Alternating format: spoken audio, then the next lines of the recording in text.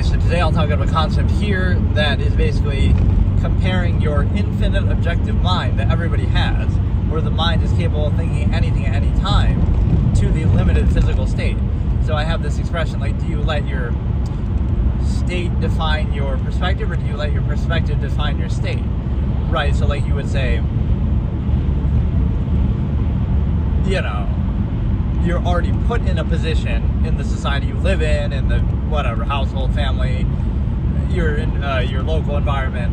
So now you'll act like those things are absolute. You might pick and choose out of the options there for you, but it's the difference of seeing it as an absolute. You're like, oh, you're only friends with this person because they happen to be in the same school and around you.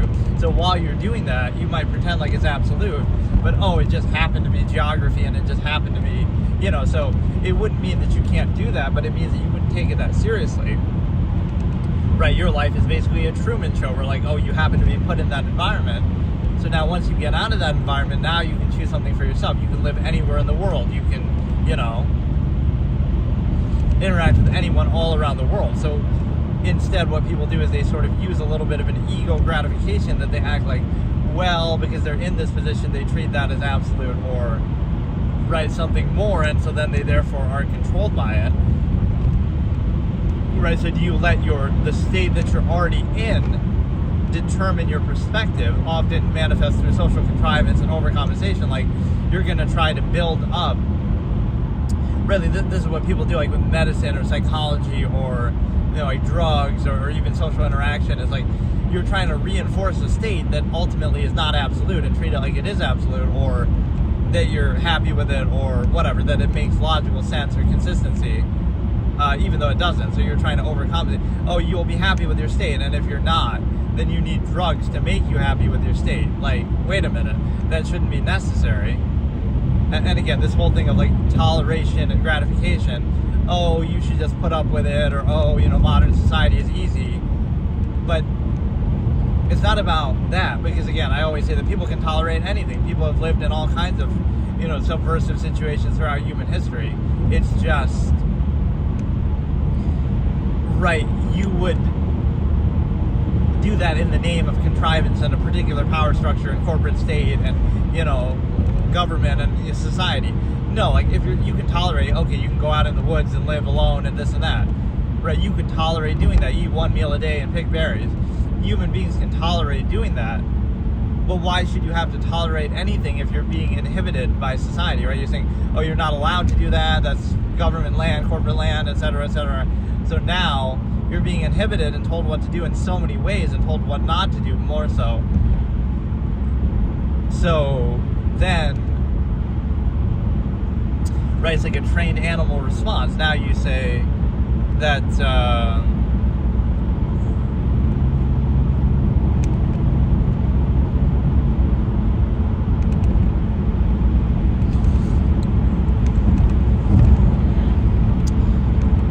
say basically that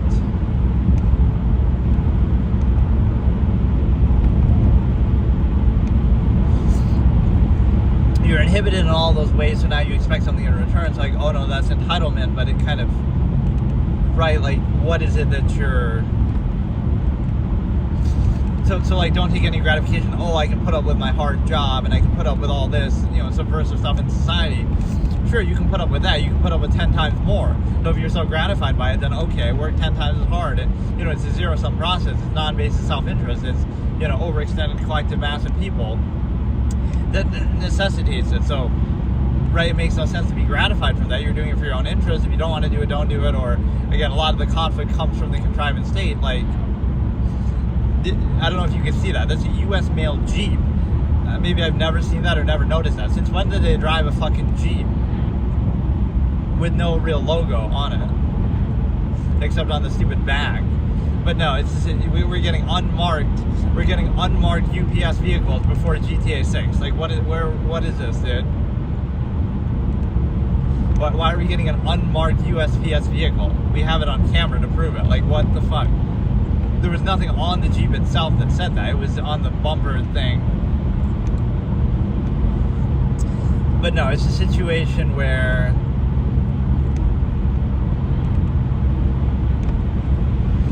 either you let your state define your perspective define your state. So what I was saying with that is the fact that you tolerate stuff in the name of a specific contrived state. So could you tolerate living in Germany in World War II? You would have been so gratified because look at all you have to tolerate. Wow, you put up with that, so that means it's a good thing, right? Like, if the source of what you're struggling with is human-made, man-made, artificial, then maybe that should be corrected instead of being gratified from it. Say, oh, look how I overcame all of this. While I can respect that, don't do that in such a way that reinforces it. You'll say, oh, that's a good thing, and then people are like bitter, almost victims of contrivance, and they try to force it on other people. Like, now they want you to go through the same thing because they went through it, right? So like, oh, it's a regressive mentality. Like, they shouldn't have had to go through it. It's unfortunate that they did, but that doesn't mean that you should treat that as a good thing. So you're kind of glorifying something subversive and negative, and the reason why you're doing it is because you're saying that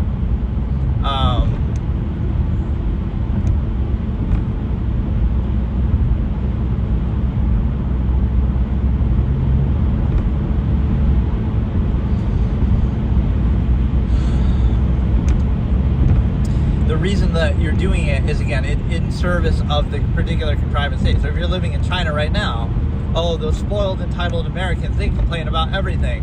Whereas we're just good and obedient, and we accept censorship, and we accept, like, again, I'm not criticizing them for being subject to that. I'm saying, shouldn't you have an issue with it? Just like, you should always have an issue. You should always have a question instead of being gratified, like, oh, we have to put up with all this. Look how hardworking we are. Look how much tough we are that we can put up with all this.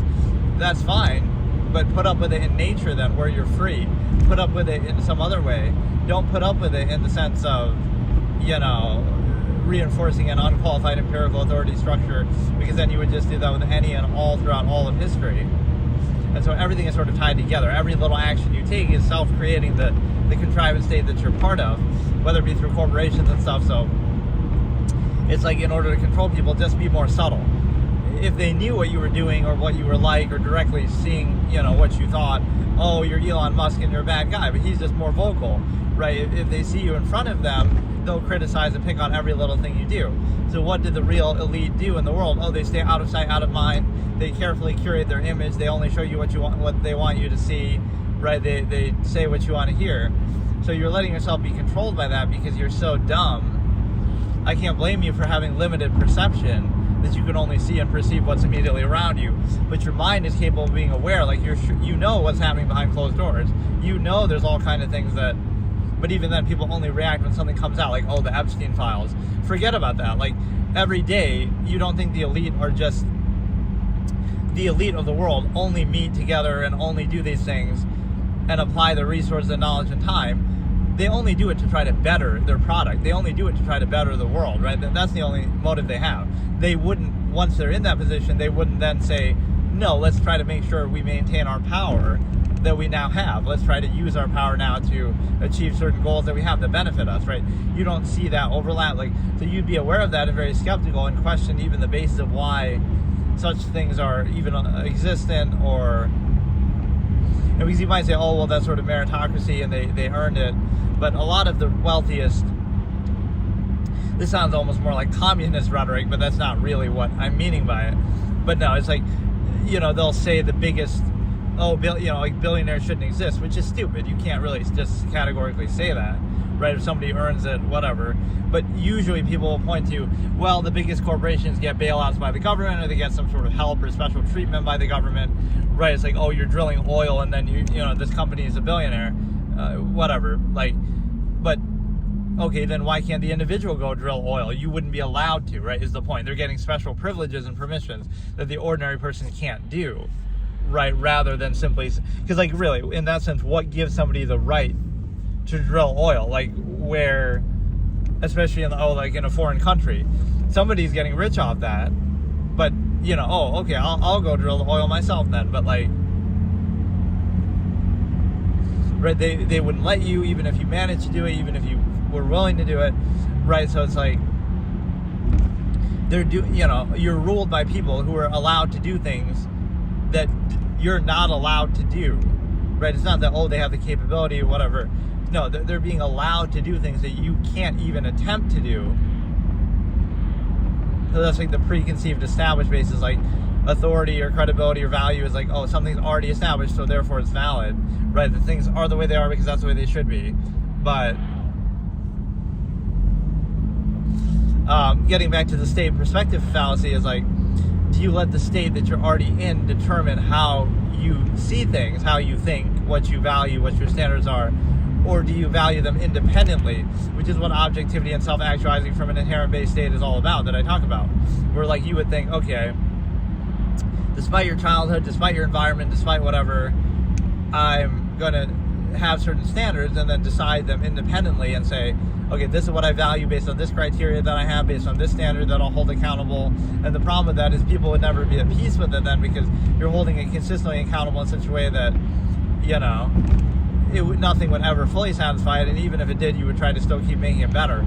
So that's like the absolute point of view, that you're never satisfied, or you know, you're never really at peace, because you're always realizing, okay, you'll settle for this now because it's adequate or it's consistent with your criteria somewhat, but it could always be more consistent. It could always be better. If you truly value it, then you need to be consistent. Otherwise, you have no credibility within that standard.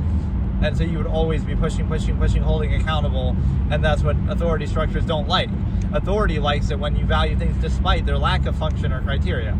Value it just because. Value authority just because. Stop at the red light even though nobody else is there and it wouldn't cause any problem, right? Obey authority for the sake of authority. That's what religion tries to do, that's what government tries to do, that's what society tries to do, and if you don't, then, oh, that somehow speaks badly to you.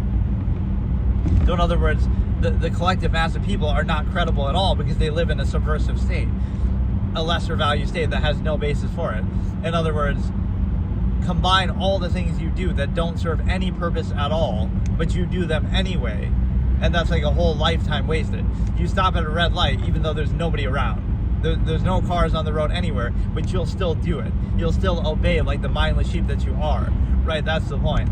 Is like, you don't understand what you're actually doing because,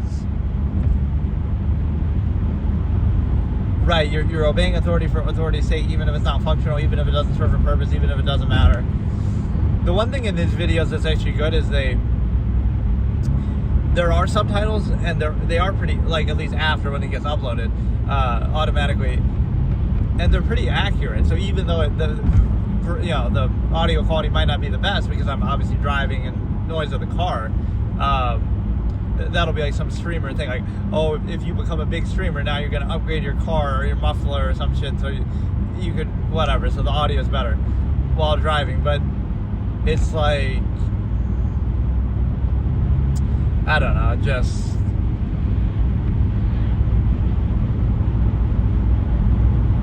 yeah, there are subtitles, and again, they work pretty well, although for some of the terms that are my terms, probably it might not even understand what those are.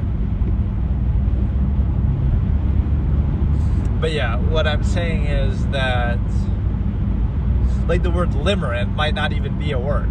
Limerence is a word, although it's pretty obscure as it is. But limerent siphons. Nobody has ever said that phrase before, because there's no, that's like, a lot of these things are biological razors, but even some of them don't even consist of real words. I'm inventing my own language because this one is not adequate to explain what I'm saying. But yeah, do you let your state define your perspective define your state? If you really think about it, you'll realize, oh, you value things just in a reactive way, in a preconceived way, not in a way. So what it does is, you can do that if you want, but it's more like you don't have any credibility in doing that. Like, right, you have no credibility. It's arbitrary. Like, oh, you love this person, they're the love of your life, but you happen to meet in school, you happen to go to the same school.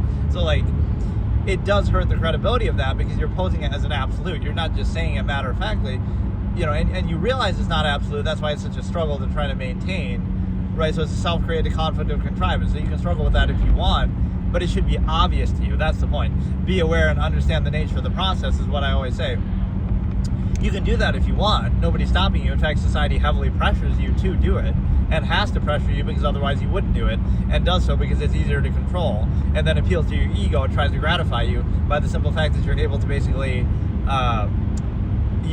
just oh, it's love is meant to be a soulmate, not just it's a nearness postulate based in geography, based in your local environment, based in non-choice reaction, indignant insistence, based in easier to control family system, based in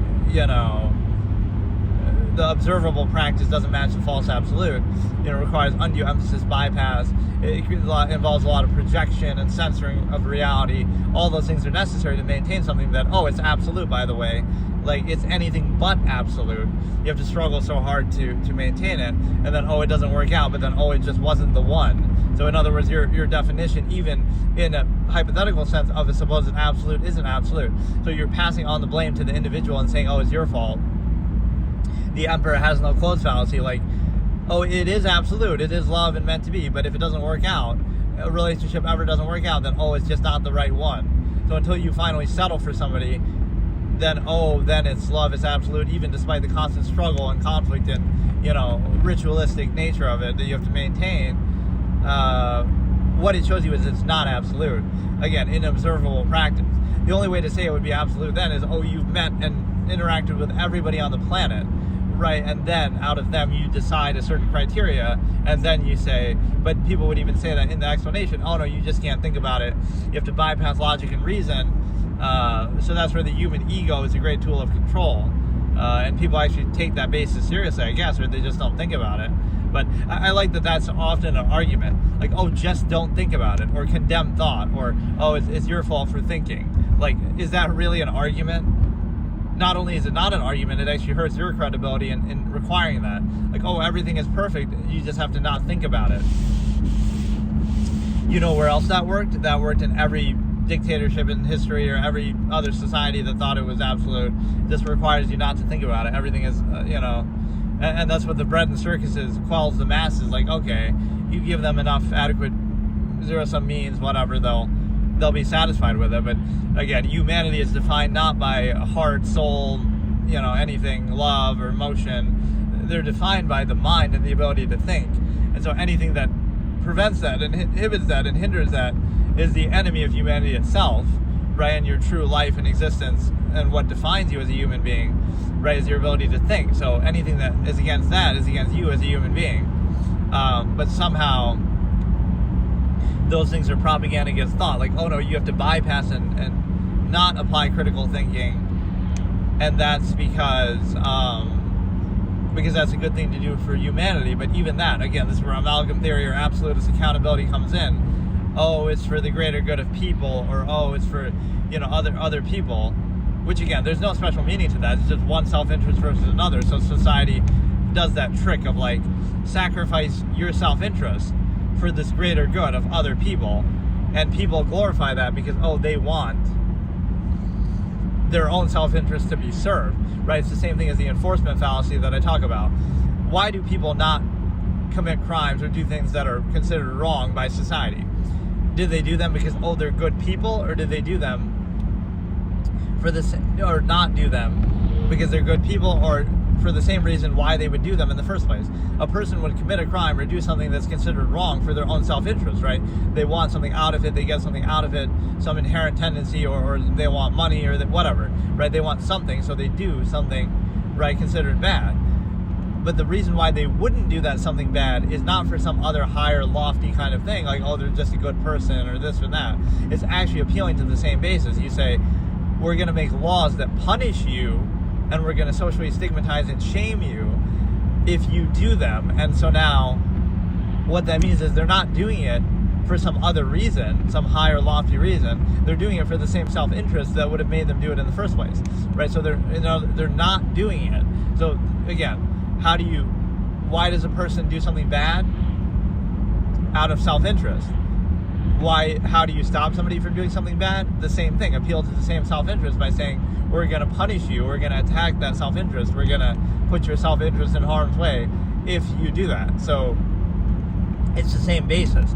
So like how I was just saying about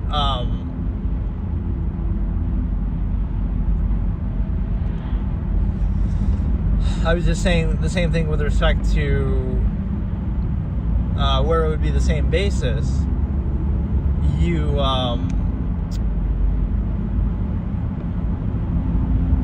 Like the self versus the collective, oh, do it for the greater good, or oh, do it for other people, and this and that. Well, the basis of that is still self-interest. It's the self-interest of another person versus your own. So it doesn't mean that, not to do it, but it means there is no real higher standard of work. It's just human beings glorifying human beings because they're human beings. Like, they're not, or they're human functions in this case, because a human being would actually have to use their brain a little bit. But, again, a human being is defined by their mind, because that's what defines people, separates people from animals. But a human function would define themselves again by the physical state. Do you take the infinite objective mind that everybody has and reduce it to the limited physical state in your immediate senses around you, or do you do the opposite? Do you take the limited physical state and try to raise it to the mind, which you of course can't really do technologically because the body is limited, the senses are limited, but do you allow them to exist independently?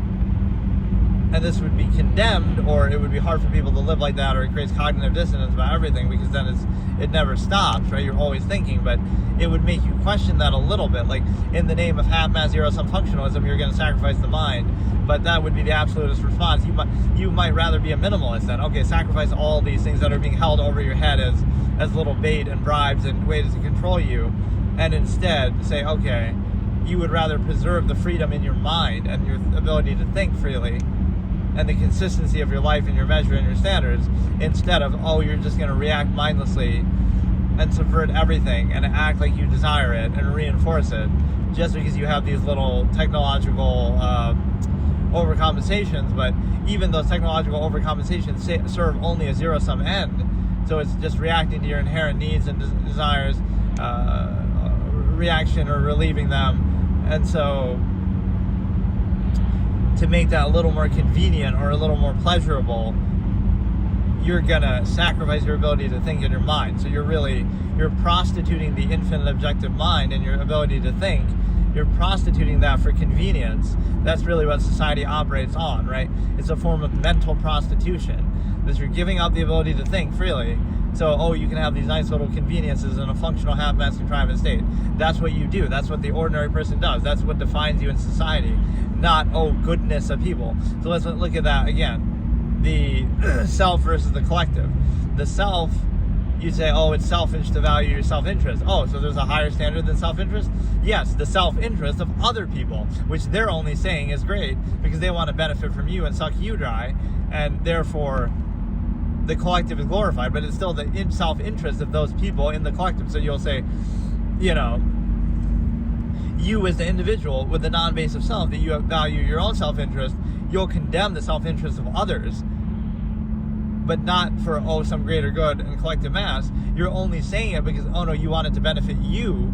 So you want to inhibit the self-interest of other people so that it benefits you, but you use the pretense of, we're doing it in the name of the collective. And this is how people are controlled generally, what I call the dependent overextended pretense, that necessary and valid. What it means is the fact that, whenever people are trying to do something, the best way to get away with doing it is to don't just say, I want to do this for this reason. No, you have to hide in the cloak of this collective value, and you say, I'm doing it for the greater good, but it happens to benefit me, or it happens to benefit this specific, so I'm doing it in the name of this cause, but it's going to advance your own agenda and your own thing, right? You're not just simply doing something unconditionally. That's what companies try to do. This money goes to charity, or this amount goes to, some cause. That might seem like a good thing, but they're trying to associate it with their company and their business. The real way to do that would be just to quietly make the profits that you do from your business, maximize that, and then on your own time you can give to charity as an individual right behind closed doors, and people making money from that company. But you want credit for it, or you want to tie it to that, or you want to use that to boost your sales. It's so stupid, because again, the point being the self versus the collective. The only reason why the collective is glorified because the individual selves that are part of it want to benefit from it too. You can point to instances of that being kind of more unconditional, but then you're basically just using gratification as a placeholder for self-interest, which is often what society does. So in that sense, you could argue that's a good thing, but it's still, pretend you were doing it truly objectively, you don't get any self-gratification out of it, you don't want any credit or acknowledgement for it, You don't do it for some other self-interest overextended to a collective. So now you just do it because it's worth doing, right? That would be more like amalgam theory. You know, you value human life, so therefore you sacrifice 2 meals a day to feed other people, and it's like, if you really cared, you would do that, but people don't really care. They just use it as a prop to reinforce, right, again, their own interest or their own overextended structure. You know, go buy this product that you don't need, and then we'll give $1 that you paid for it to charity, instead of, oh, you could have given that whole amount to charity if you really care, but you don't give a shit. You just want to feel gratified. So it's just ego-stroking gratification. You get to feel gratified that, oh, look, you gave $1, and the company gets to feel gratified that, oh, look, we're doing something, when neither of you really care about it at all. It's like this trickle effect. If you truly care, you'd do it fully. Your whole lifestyle would be based around it. You wouldn't be living in an overextended machination process. So what people should acknowledge is that people are inherently, you could say selfish, but not even in a negative way, but like, okay, they value their own self-interest, and everything else is just a pretense. You don't really care, but you want to pretend to care and use that pretense of care to then validate some empirical basis and say, oh, it's for the greater good, that's why we deserve power and authority over others, right? And again, this is the concept of separation that I talk about. You would separate the two. You would say, separate authority from that, separate the individual from that. So you would say, no, you don't want to use those things as a way to gain power and exploit it selectively. You want it to be separate. You'll say, okay, authority can just be for useful idiots. Like, you want them to serve a zero-sum goal. Be as efficient as possible in this area, and that's it. Don't try to give us this moral righteousness and high horse. That should be separate. That should be, okay, you could do that as an individual, but authority figures should not use that or hide behind that. So it should be, oh, you're the Secretary of Defense, so you should try to make the military as strong as possible and try to protect us as best as possible, or whatever, right? Related to your position. It shouldn't be that, oh, we're trying to ingratiate something, or we're trying to, you know, make some moral position, right? Those things should be separate. You should be trying to do your position or your job the best you possibly can, and not use these things as a crutch or a prop to do that. To kind of, whatever, rationalize it or justify your position and your power in the first place. So no power would be justified then, or the power would be specifically held accountable and limited to a certain area, like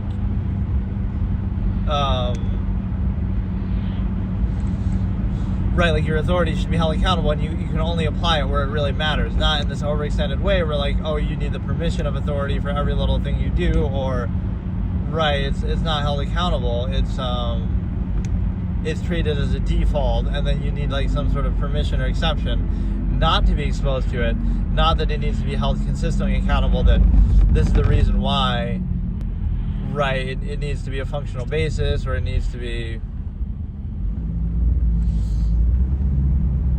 right, held in check, and there needs to be some justification for it. And then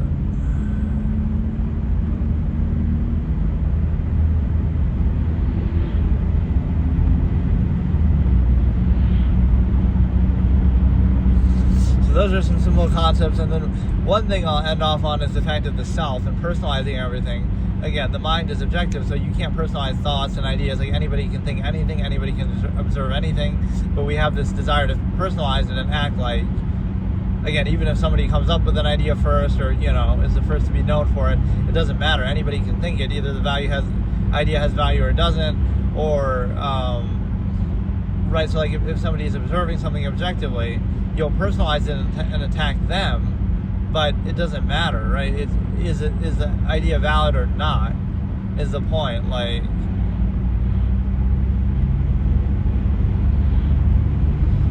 right, so like, oh, something triggers your cognitive dissonance, or they're kind of observing something objectively, but oh, you're not allowed to do that, and you want to reinforce it anyway. So that's the half-mass aversive state that you're in. It's not the fault of the process or the issue. You just accept that blindly no matter what.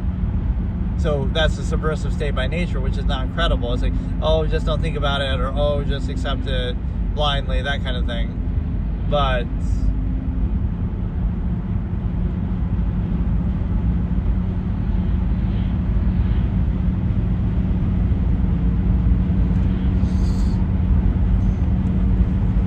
but then you're not credible, right? Like, oh, you can't think too much, you can't think, everything's a false absolute. So really the enemy is cognitive dissonance of accepting a false absolute state that can always be questioned and held accountable even by its own pretense and criteria that's held up to justify it in the first place. So it's inconsistent, right?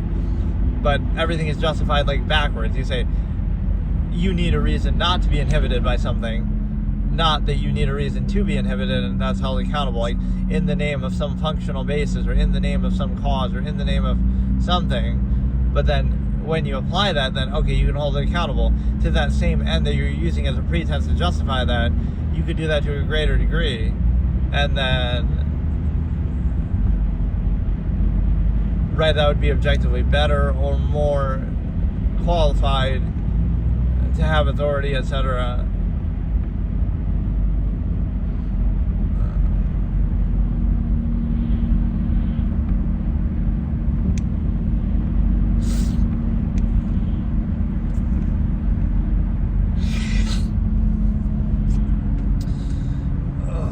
Yeah, we get these little sightings. See, something will end up going viral like that, unfortunately. Not what I'm saying, but oh, look, some crazy thing will happen in real life, and you'll see it, and oh, you know, that's what people are more interested in when they come to watch anyway. And again, I think I'm been abandoned by the algorithm because I keep saying it every time, but for a while there, it was giving me like these little segments and boosts, and now it's not anymore. Right, not at all even. Like a little bit here and there would be nice, a little bump. But yeah, there's like this limited social contrivance. So like, do you do everything to try to reinforce? So it's addressing the same thing, right? Human beings are reduced in society to a half-mass subversive state where they sacrifice full value, whether it be for themselves or something else or anything. They sacrifice true value, full self-awareness, full objectivity, self-actualization, they're naturally you would otherwise have. So if you take away that social contrivance, what happens? You don't feel the need to settle for the subversive state anymore, or you would have a measure and fully practice it. So you would be in a state of actual value and consistency and objectivity and self-actualization. So you might think, oh, it's gratifying and good and you should do that. But what it actually means is that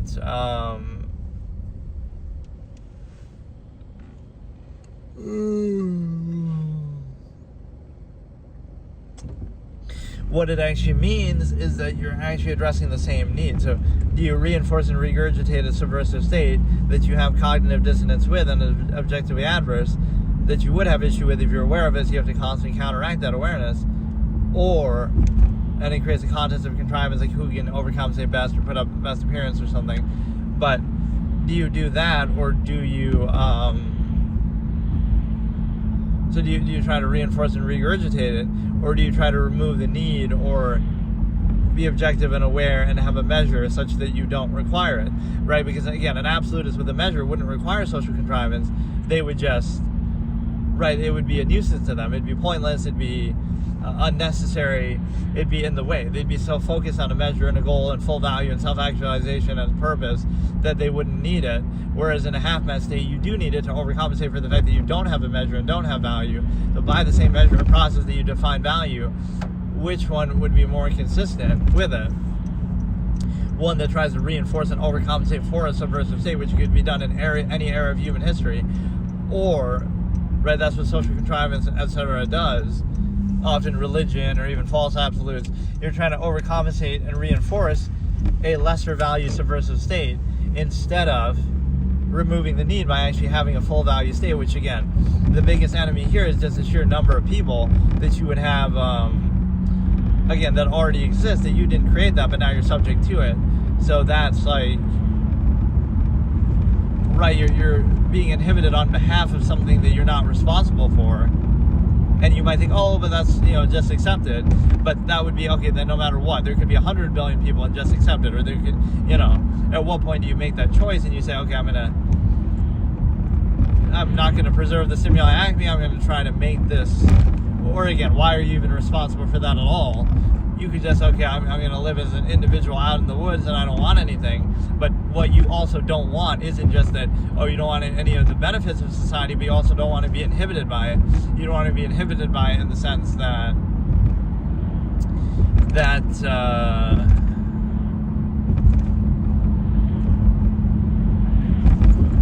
whatever, they'll overextend and outwardly insist even as you're out in nature or whatever. So it's a monopolization over means and such that you need permission for everything. So you could exploit it, but that's still not credible. You would still have issue with it, right? You could say, I'm going to exploit something by this flawed process and rule people by it, but it's still a flawed process. So you can't, right? It doesn't have credibility to it, but when you have an unthinking mass to enforce it and reinsist, because that, again, that's the way you control people. You make them associate their identity with it.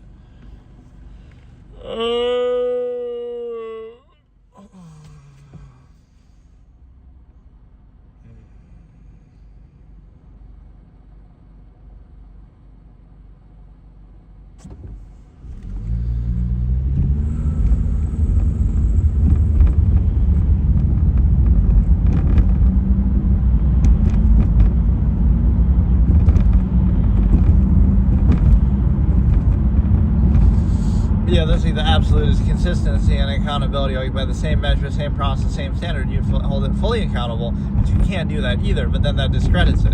You're saying on the basis of this standard, whether it be like safety or convenience or functionalism or whatever, right? We have this end goal. Okay, on the basis of that, that's why you're being inhibited and restricted, and you should hold it accountable that better be done then. But somehow it's reversed, and you're held accountable to it instead of it being held accountable to you. So that's authority for authority's sake, unqualified empirical authority. Instead, you hold the standard accountable and say, okay, it has to be done fully, consistently, in the best possible way. Otherwise, it's invalid. But that's not how it's associated because, again, then in reality, it lacks credibility because you're saying, well, we're using this thing as a pretense to justify our authority and to inhibit and control others. But it's not actually justified because it would have to be consistent. So any, if it could be done better, any lesser measure, any, holes in it, any inconsistency with it, right, would be wholly invalidating. Because now, you don't have a basis for authority because, again, what if you do the same thing but better? So that's where you also see a monopolization over it being taken because it's not about the specific. It's like you could show that example in any area, but it's not about the individual. It's like that process is flawed and unqualified because it's inconsistent,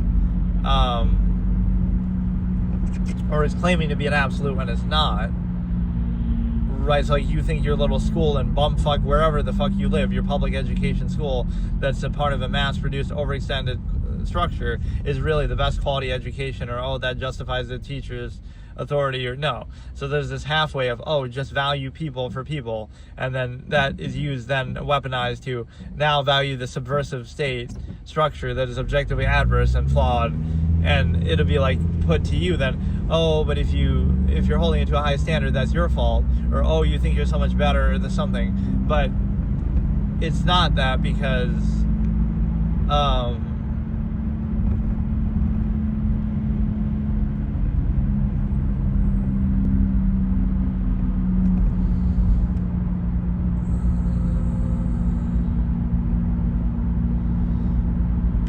it's not about the self. It's like you're holding let's look at it this way.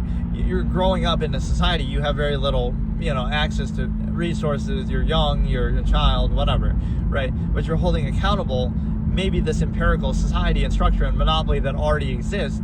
Maybe that should be held accountable to see that it deserves all that authority and resource, right, that you obviously don't have access to. It's like, but it already has the authority and access, so you can't question it, or you try to appeal to it and suck up to it. But, right, this notion, you question it, like, wait a second, it uses this basis as a pretense of why it has this authority and power, but then when it doesn't have that authority and power, or then when it's not consistent with that, you question it and hold it accountable, and but then it attacks you, say, but you're not, who are you to question it? Or, right, like you're no better than it, but you don't have those kind of resources, so you're holding it accountable to behave a certain way because it has that resource and that power. Otherwise it doesn't deserve it. but then you're saying, oh, but you don't have that, so therefore your opinion is invalid, or you should do better. But right, it's backwards logic, because you're saying it already exists, it's already established, you didn't create it, you weren't responsible for it. Now that you're here, oh, but you can't question it because it's been there the whole time, and oh, somehow you benefited from it, or something like that.